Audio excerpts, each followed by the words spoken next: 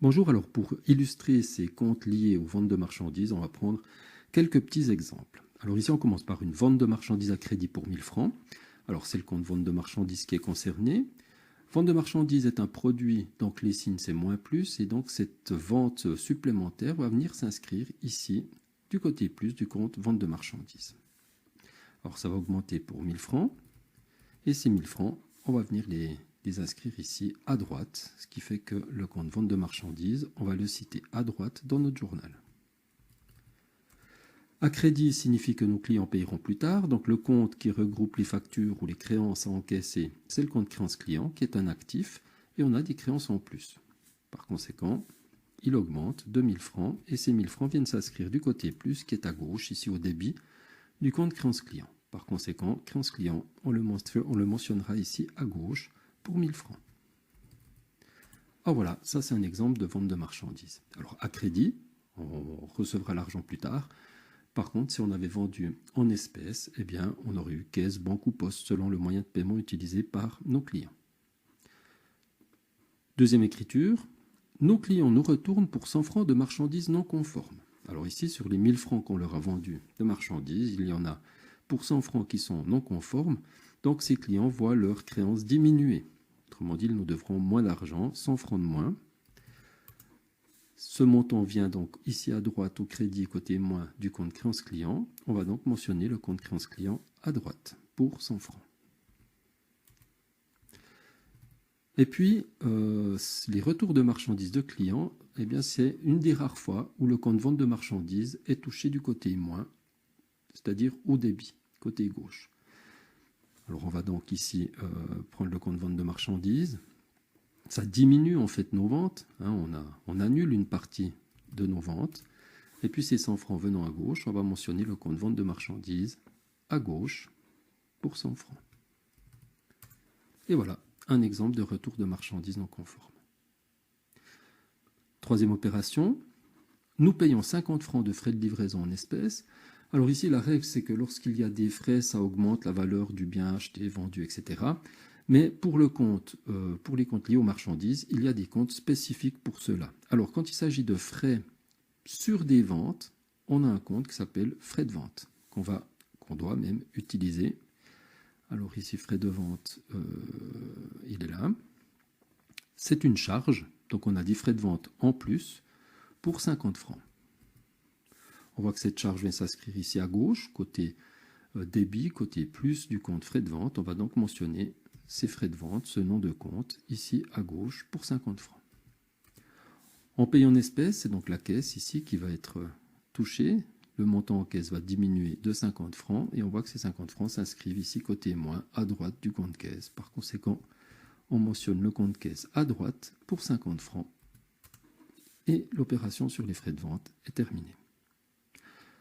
On termine ce petit exemple par le règlement de nos clients. Alors nos clients qui nous doivent, ici on le voit, 900 francs vont nous régler par virement bancaire après avoir déduit un escompte de 50 francs.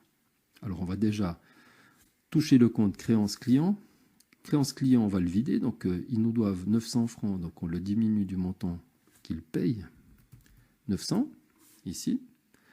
On voit que le compte créance client est touché à droite, côté moins au crédit, donc on va le mentionner à droite dans notre journal pour 900 francs.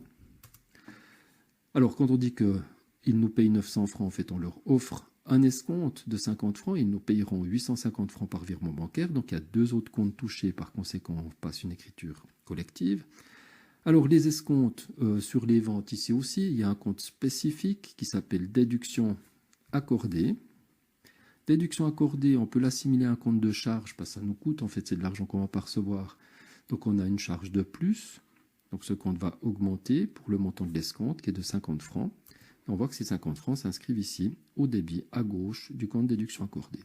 Donc on va mentionner le compte déduction accordée à gauche pour les 50 francs correspondant à l'escompte. Et puis le reste, les 850 francs, nous sont payés sur notre compte bancaire. Alors notre avoir bancaire ici va augmenter du coup des 850 francs qui nous sont virés par nos clients. On voit que ces 850 francs ici viennent du côté plus au débit à gauche du compte banque. Par conséquent, le compte banque, on va le signaler ici à gauche. et notre écriture multiple est équilibrée avec 900 francs des deux côtés. Alors nous allons continuer notre explication sur les comptes liés aux ventes de marchandises par deux autres choses. Ici, voilà, on vend des marchandises à notre client Amstutz pour 2000 francs, il payera dans 30 jours, donc c'est le même principe qu'avant, on a une vente de plus. Donc le compte vente ici va augmenter pour le montant que notre client nous doit, c'est-à-dire 2000 francs. Le compte vente est touché du côté plus à droite, on va le mentionner à droite. Et puis, vu qu'il nous payera plus tard, c'est le compte créance client, comme dans le premier exemple, qui va être touché, une créance de plus pour 2000 francs. Alors là, c'est une simple vente à crédit, comme on l'avait passé à l'opération 1. Mais on a mis cette opération car on veut illustrer ici le fait que notre client fait faillite. Alors voilà, il nous devait les 2000 francs, il fait faillite, et l'Office des poursuites nous envoie un document officiel qui nous atteste en fait qu'on a tout perdu. Ce document officiel s'appelle un acte de défaut de bien. Par conséquent, nous devons enlever cette créance du compte créance client car personne ne nous la paiera. Par conséquent, on vient ici ressortir, diminuer le compte créance client de ces 2000 francs pour les éliminer. Donc on voit ici que ça vient du côté moins. Par conséquent, créance client, on va venir ici l'inscrire du côté moins. Et puis pour nous, c'est une perte. Et du coup, on a un compte qui s'appelle perte sur créance qui va être utile, compte de charge, qui va donc mentionner une charge de plus. Ces 2000 francs correspondent à une charge parce qu'on ne les encaissera pas. Et par conséquent, le compte perte sur créance va être touché ici au débit pour 2000 francs. Alors voilà un exemple d'utilisation du compte perte sur créance. La notion d'acte de défaut de bien, alors vous pourrez retrouver ces notions-là dans une autre partie de mon site, on parle de poursuite, mais ici voilà, c'est l'exemple de comment est-ce qu'on peut éliminer une facture, enfin une créance mise dans le compte créance client, si le client ne nous paye pas. Eh bien on utilise le compte perte sur créance. Puis dernière petite explication, ici c'est le propriétaire qui prélève 5000 francs de marchandises dans le stock pour ses propres besoins.